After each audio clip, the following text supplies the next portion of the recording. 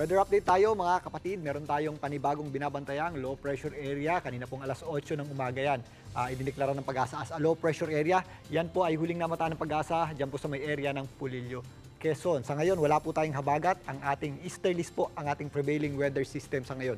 Ang easterlies, kadalasan yan po yung ating weather system kapag panahon ng tag-init. Pero minsan, nagkakaroon po yan ng pagbali ng hangin at yung tinatawag na nating tropical wave. At minsan din, yung mga tropical wave ay nagiging low pressure area, kagaya po ng nararanasan natin ngayon. Ito pong ating binabantayang low pressure area ay hindi natin nakikitang maging isang ganap na bagyo. At posible lang din malusa. Pero yan po ay nagdadala na ng mga pagulan sa ilang bahagi ng ating bansa. Maliban dyan, meron tayong babantayang panibagong mabubong sirkulasyon dito sa eastern section ng ating bansa sa susunod na weekend. Kaya yan po ay ating babantayan. Sa kasalukuyan, dahil sa ating low pressure area, maulap po ang panahon natin at mataas ang tsansa ng pagulan at posible nga yung ating mga tinatawag na scattered o kalat-kalat na pagulan dito po sa mga areas ng Cagayan, Isabela, Aurora, kasama na po dyan ang Quirino at Nueva Vizcaya, maging dito sa Bulacan, kasama na rin po dyan ang Nueva Ecija, maging dito po sa area o malaking bahagi ng Calabarzon, kasama na rin po dyan ang Bicol Region. Posible rin po yung ating mga kalat-kalat na pagulan sa mga areas ng Marinduque, Romblon at ito pong area ng Mindoro. Mga localized o mga afternoon showers at thunderstorms naman ang ating aasahan sa natitirang bahagi ng Luzon,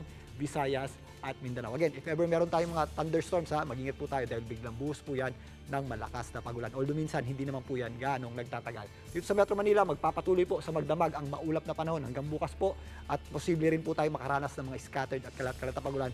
At kung minsan, meron din po yung mga posibleng thunderstorms. Kaya sa may mga lakad bukas at papasok sa opisina at trabaho, ugaliin pa rin po natin ang pagdadala ng payong o anumang pananggalang sa ulan. If ever wala namang tayong gagawin importante, mag-stay na lamang po tayo sa bahay. At yan muna ang latest sa ating lagay ng panahon. Muli ako po ang inyong weather frontliner, Alvin Pura, na laging may panahon para sa iyo.